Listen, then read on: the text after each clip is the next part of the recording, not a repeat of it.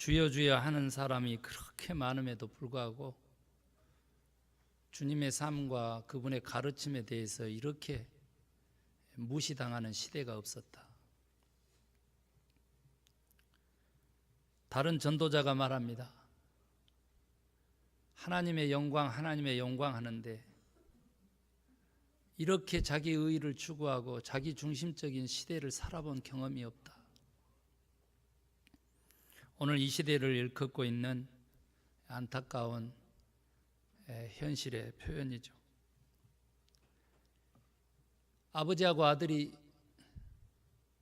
활을 쏘았습니다.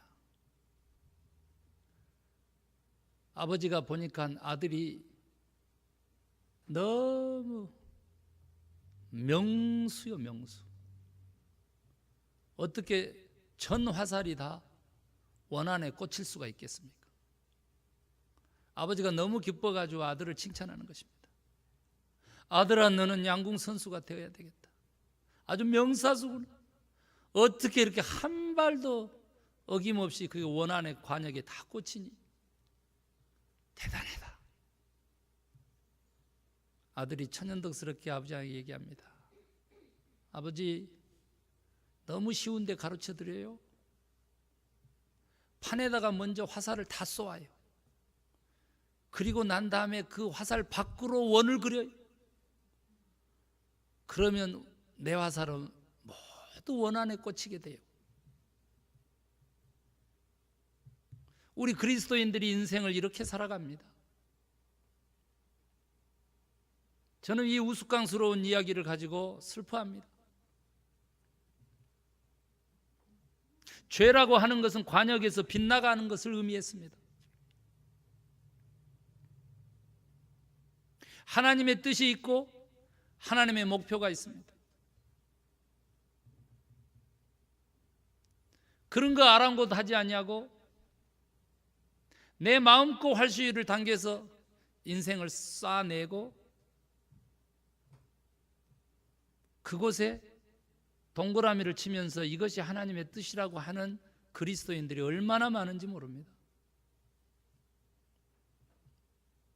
관역을 빗나가는 그 무감각한 시대에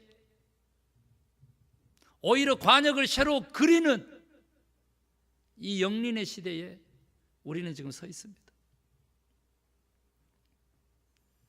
너 자신을 알라고 일갈했던 아리스토텔레스는 우리에게 목표가 있다면 그 목표를 맞출 확률은 높아진다.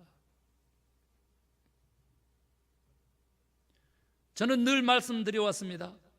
우리가 바라고 기도하지 않는 것이 이루어질 확률은 0%다. 왜? 이미 이루어져도 그것을 인식하지 못하기 때문이다. 우리가 추구하는 인생의 목표, 그것은 우리에게 너무나 중요한 것입니다. 그것이 하나님이 세우신 목표고 하나님의 뜻이며 하나님의 목적이라면 그것은 영광스럽고 복되고 성공적인 인생인 것이죠.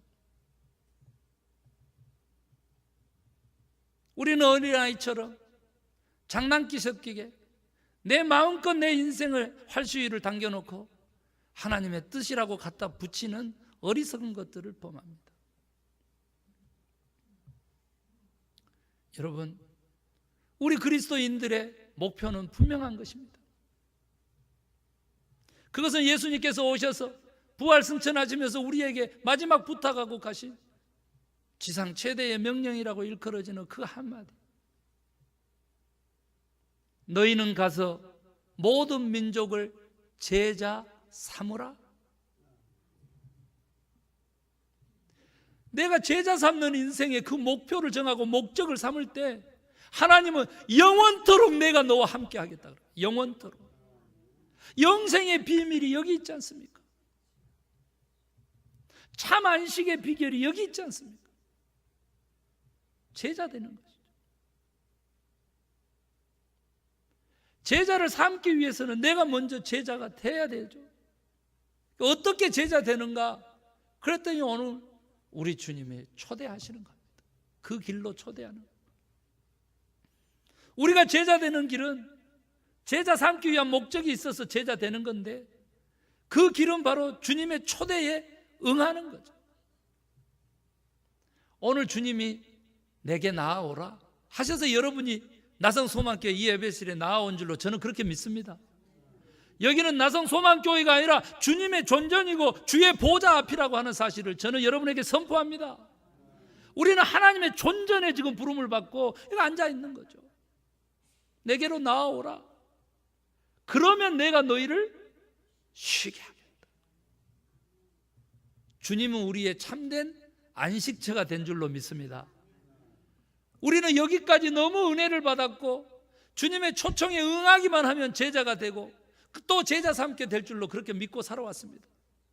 그런데 저는 종교교회 500주년 기념회 해에 이미 설교를 한번 했습니다. 다음 절도 그 다음 절도 읽어야 합니다. 마태복음 11장 28절만 읽지 말고 마태복음 11장 29절과 30절을 읽어야 합니다. 이렇게 목놓아 외쳐왔습니다. 그 다음 절이 무엇입니까? 나는 마음이 온유하고 겸손하니 나의 멍에를 메고 내게 배우라.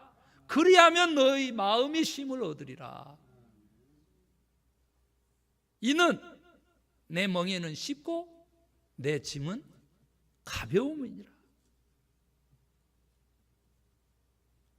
안식하고 어떻게 멍에가 같이 갑니까? 예수님 나 지금 피곤하거든요. 세상에 지쳐 있거든요. 내 멍에질 힘이 없다니까요. 너무 지쳐서 죽기를 간청하는 난데 오시라 그래서 멍에를 메라고 하십니까?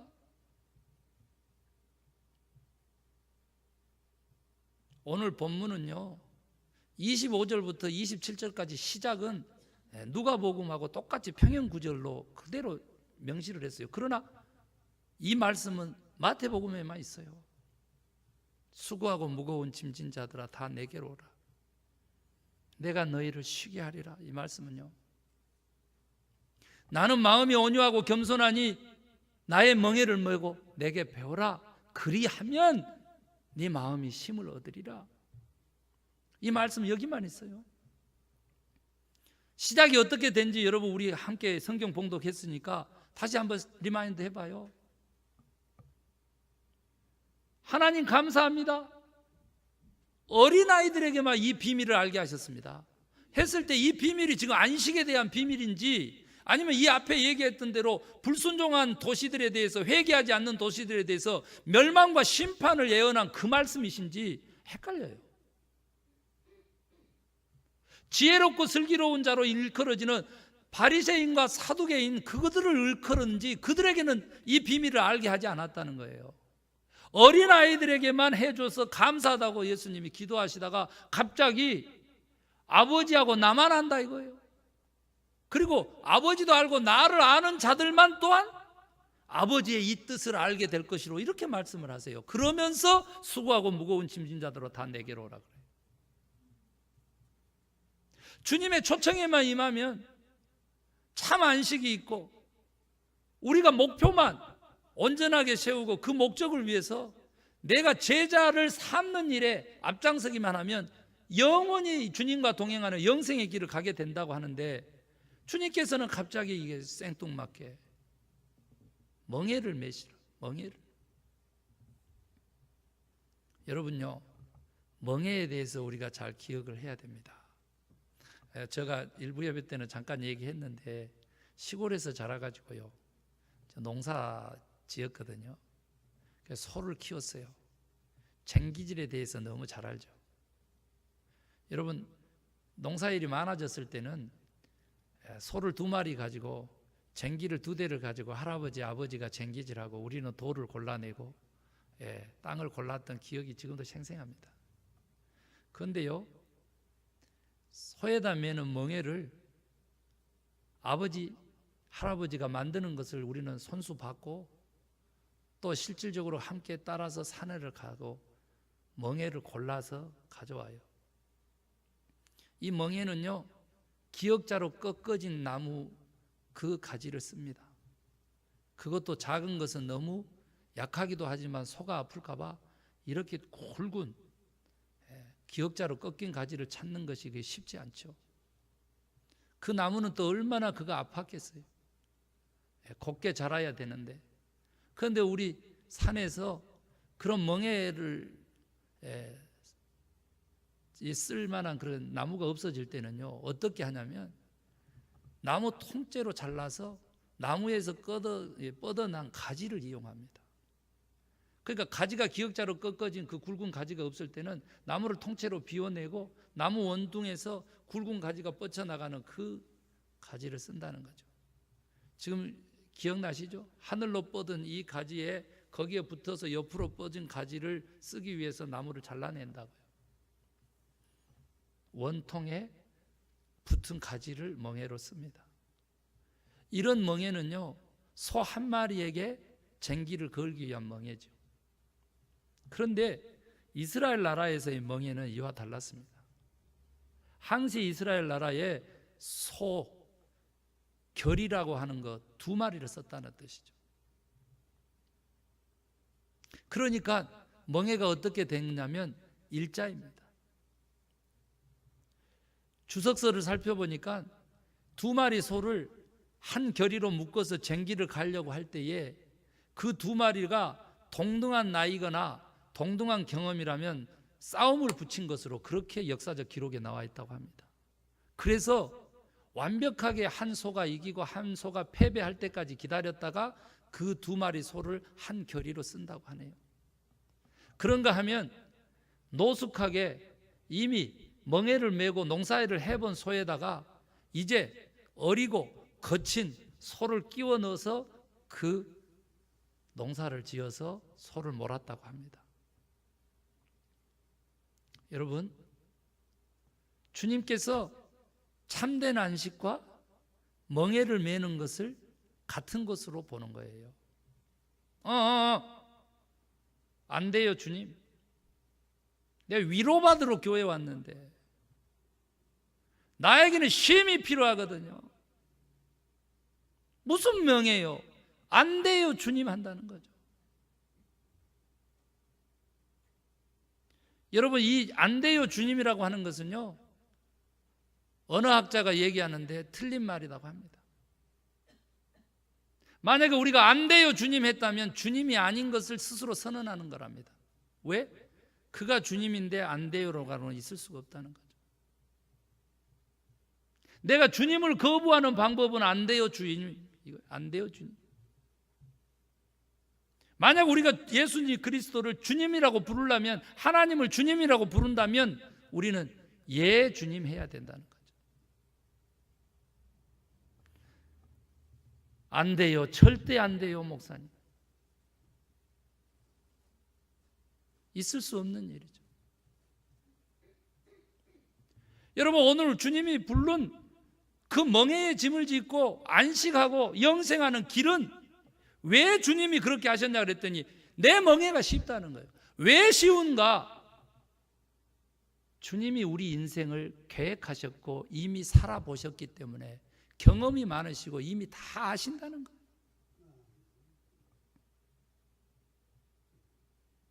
한 마리 소가 매는 그 멍에도 원나무에 있고 그 다음에 가지가 있어서 사용되는 거라면, 우리가 주님과 함께 멍에를 먼다라고 하는 뜻은 주님이 내 인생을 책임져 주시고 주님이 내 인생의 짐을 대신 져 주신다는 그런 뜻이지요. 여러분, 도대체 내 인생의 짐이 왜 무겁고 수고롭습니까? 능동태와 수동태를 쓰고 있어요. 내가 좋아서 하는 일도 짐이 되고 내가 억지로 하는 일도 수고롭게 되고, 나에게 억지로 떠진 일이든 내가 좋아하는 일이든 그 모든 것들이 왜 짐이 되고 수고로운 일이 되느냐? 멍에에 그 비결이 있다고 말이에요. 왜입니까? 주님은 나와 함께 멍에를 메면 네가 쉼을 얻게 되리라고 했는데 왜 도대체 주님을 믿고 걸어가는 우리들의 이 크리스찬의 인생길이 이렇게 수고롭고 고생스럽고 짐이냐 이거죠. 피하고 싶은 3가지 이유가 있는데 이 멍에에서 그 비결을 가르쳐 주는데, 첫 번째, 주님보다 앞서가고 있기 때문이다. 두 번째 짐이 되고 수고로우게 되는 이유가 뭐냐, 고통이 되는 이유가 뭐냐 그랬더니 주님은 앞으로 가고자 하는데 내가 멈춰 서서 버티기 때문이다. 세 번째, 수고롭게 된 이유가 주님이 가고자 하는 길이 아닌 딴 길을 가려고 용을 쓰고 있기 때문이다.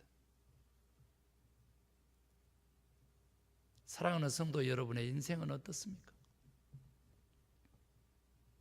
아무리 힘든 일도 기쁨으로 할 수 있는 비결은 주님과 함께 동행하는 것입니다. 그가 멈추라 그러면 멈추고 그가 가자고 하면 가는 것입니다. 그가 돌이키라 하면 돌이키는 것이지요. 이것이 죄 짓지 않고 사는, 목표를 정확하게 맞추는 성공하는 인생의 비결이지요. 우리의 신앙생활이 왜 수고롭게 되고 고통 중에 있고 왜 짐이 되는가? 온전한 순종이 없어 그런 것입니다. 그래서 주님은 그 다음에 멍에를 맬 뿐 아니라 내게 배우라 그럽니다. 훈련이 필요한 것이죠. 여러분, 오프라 윈프리 아시죠? 너무 몸이 뚱뚱했어요. 그래서 이게 토크쇼 사회자로 온당치가 않는 거예요. 그래서 여러 사람들이 권면해가지고 다이어트를 시도를 했습니다. 그러나 할 때마다 실패했어요. 요요 현상이 나타나서 더 몸만 망가질 뿐이에요. 백약이 무효인 거예요. 그런데 도대체 어떻게 하면 내 몸무게를 줄일 수 있을까 고민하다가 이렇게 포스 오브 줄라이에 여행을 간 섬에서 그린이라고 하는 전문 운동 강사를 만나게 됐어요. 그는 곧바로 시카고로 전액을 후원하면서 개인 트레이너로 영입을 했습니다. 오프라 윈프리는 일평생 실패해 왔지만은 그린을 만난 후에 성공했습니다. 저는 이 얘기를 들으면서 저 자신의 목회도 생각하고 우리 주님이 목자 되시니까 예수님도 생각했습니다. 다른 강사들처럼 1, 2, 3, 4 먹지 마세요.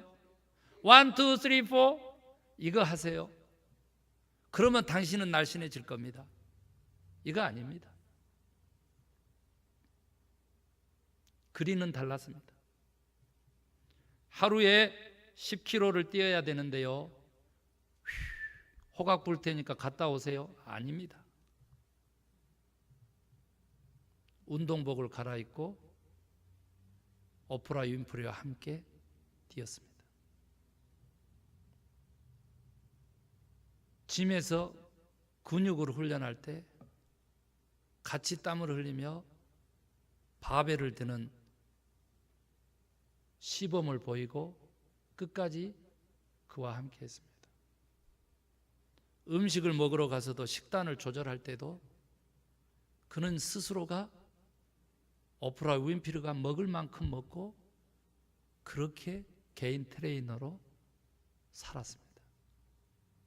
6개월 만에 오프라 윈프리는 자기가 타고난 몸매에 최고의 아름다움을 갖출 수 있었다고 합니다. 주님의 멍에 주님의 훈련, 이와 같은 것입니다. 배우라고 하는 말은 훈련 받아라 라고 하는 말과 같은 거거든요. 저는 운전교습소 선생님을 했습니다. 7번 떨어진 한국 여자 교수님도 만났습니다. 필기시험을 3번 본 후에야 운전을 합격하는 건데 한국에서 15년 가까이를 운전했던 분입니다. 저는 설교할 때 많은 시간 이분의 예화를 빼놓지 않습니다. 저희 교회도 다녔기 때문에 빼놓을 수가 없습니다. 한국에서 운전을 스틱으로 했다고 합니다. 여기는 오토매틱입니다. 한 발로만 써도 되고 한 발로 써야 되는 겁니다. 브레이크에 발을 밟으면 기어 클러치가 빠지고, 브레이크에서 발을 띄면 전진할 수 있는 클러치가 엔진에 그 기어에 장착되기 때문에 한 발로만 해야 됩니다. 동시에 하면은 망가지겠죠. 그런데 이분은 양발로 하는 겁니다. 양발로 운전을. 제가 그렇게 못하게 해도 습관이니까 어쩔 수 없다고 하면서 양발로 하시는데, 여러분 90도로 꺾어야 되는 우회전이나 좌회전 때 어떤 일이 벌어지겠어요? 그렇게 심하게 방향을 전할 때는 왼발로 좀 버텨줘야지 이게 안정적인데, 두 발을 앞으로 쭉 뻗고 있으니까 몸이 어떻게 되세요? 핸들은 차는 이쪽으로 가는데 몸은 이렇게 되니까 당연히 시야가 이상하게 되죠. 또 이쪽으로 가면 이렇게 되니까 여기서 춤을 추는 겁니다. 양발을 두 발을 쭉 뻗고, 어린아이 꼭두각시 인형도 춤추는 것도 아니고. 그러니 7번 떨어지겠죠. 잘못된 훈련의 예죠. 여러분 진짜 초보자를 태우고요, 제가 운전 연습을 시켰습니다. 운전 면허를 딴 거예요. 너무 기뻐가지고 그분 차를 타고 식사를 하고 가는 거죠. 식사를 하러. 목사님 밥 한 그릇 사겠습니다. 그래 갑시다. 제가 차에서 내리다가 오른쪽 발에 쥐가 났어요. 왜 그랬을까요? 없는 브레이크를 옆좌석에서 하도 밟아가지고 내가 브레이크가 좀 받쳐줘야 되는데 오른발 쥐가 나. 여러분 주님은요, 우리 인생에서 우리 옆좌석에 타고, 아니 우리가 힘들 때는 대신 운전을 해서 우리를 옆에 태우고 가기를 원하세요. 그런데 초보 운전수라고 해보세요. 훈련받지 않는 운전수라고 해봐봐. 그 옆자리에 주님이 타고 계시면 주님 다리에 지나는 거지요. 심장을 콩알만하게 만들겠죠. 사랑하는 성도 여러분, 훈련이 필요합니다. 우리들의 인생 옆좌석에 우리 주님 모시고 가야 되지 않아요? 능수능란하게 인생을 운전해야 되겠고, 그 가는 길이 천국의 길이어야 되겠죠. 그 가려면 어떻게 해야 되겠어요? 연습하고 훈련해서 베테랑이 돼야지. 우리가 먼저 그 제자가 돼야 제자 삼지 않겠습니까? 우리가 먼저 하나님 만나야 하나님 전하고 전도인으로, 증인으로 설 수 있지 않겠습니까? 여러분 유럽에 있었던 얘기하고 말씀을 마치려고 합니다. 정말 오래된 성당인데 그냥 건물 자체가 국보급이죠. 그곳에서 건물 관리하는 성당 지기가 있었는데요, 그날도 청소를 하고 있었습니다. 그런데 아무도 오르지 않는 5층에 있는 파이프 오르간실을 누가 계단을 올라서 올라오는 겁니다. 이럴 리가 없는데 이 시간에. 그래가지고 앞불사 싶어가지고 청소도구를 손에 든 채로 복도로 뛰어나가서 일하고 봤더니 아니나 다를까 남루한 차림에 한 노신사가 계단을 오르고 있는 것입니다. 잠깐만요, 잠깐만. 어르신 여기 올라오시면 안 돼요. 여기 함부로 올라오시는 곳이 아니에요. 만면의 미소를 띠고 와가지고, 여기가 오르간실이 맞습니까? 아 맞죠. 아무나 못 들어가요. 제가 한 번만 이 오르간을 좀 봤으면 좋겠습니다. 제가 먼 길을 왔습니다. 통사정을 하는 겁니다. 그랬더니 안 된다고, 이거 보여주면은 잘린다고 확 반대를 하는 겁니다. 그래도 통사정을 해가지고 너무 사정을 하니까 못 이겨서 문을 열어줬습니다. 그랬더니 이 양반이 그냥 그럴 줄 알았다 하는 식으로 성큼성큼 걸어가더니 오르간 앞에 의자에 털썩 앉는 겁니다. 오 마이 갓, 오 마이 갓, 오 마이 갓 하면서 막 쫓아내려고 하는 겁니다. 그런데 또 사정을 하는 겁니다. 기왕 이렇게 됐는데 제가 이 건반을 한번 좀 만져보고 가도 되겠습니까? 안 된다고 길길이 뛰는데 이미 연주가 시작된 것입니다. 이 청소부 아저씨는 몸의 전율을 느끼고 더 이상 그 연주를 멈추게 할 수가 없었다고 합니다. 너무 아름다워가지고 이런 음악은 성전에서 들어야 돼 하면서 곧바로 막 뛰어서 내려왔더니 이미 많은 사람들이 성전 앞에서 그 파르프 오르간 연주를 듣고 있는 거죠. 연주가 끝나고 그 사람을 만나기 위해서 많은 사람들이 웅성웅성 하는데 세상에 그 중에서 한 사람이 뒷모습만 보고도 소리치는 것입니다. 우리 유럽의 음악의 거장 멘델스존이 이 성전을 오다니, 그의 연주를 내가 내기로 직접 듣다니, 오 하나님 감사합니다 하면서 난리가 났습니다. 사랑하는 성도 여러분, 우리를 성전 삼고 계시는 우리 주님이 우리의 인생에 파르프 오르간 연주를 요청하시는 겁니다. 내가 그 네 인생의 주인 자리에 앉아서 내 인생을, 네 인생을 내가 연주할 수 있도록 해줘. 그것이 내 바람이고 요청이다. 우리를 오라고 부르신 주님이, 멍에를 메고 내게 배우라고 하신 주님이 진정 원하시는 것은 같이 멍에를 맨 자들에게 인생의 연주를 담당하시겠다고 하는 것이죠. 천상 최고의 연주가 우리 인생에 퍼지는 날을 여러분 상상해 보세요. 그런 인생 살아야 되지 않겠습니까? 우리가 왜 수고롭고 무거운 짐진 자들로 살아갑니까? 주님에게 온전히 맡기지 못한 것입니다. 왜 어린아이들에게만 이 안식의 비밀을 준 것입니까? 온전하게 의지하고 오늘 또 배우려고 하는 자들에게 이 비밀을 줬다는 것입니다. 그러나 슬기롭고 지혜로운 자들에게는 감췄다 그랬습니다. 십계명이면 되는 것을 수백 가지의 율법을 만들고 그것을 지키라고 강요하면서 자기들은 지키지 않고,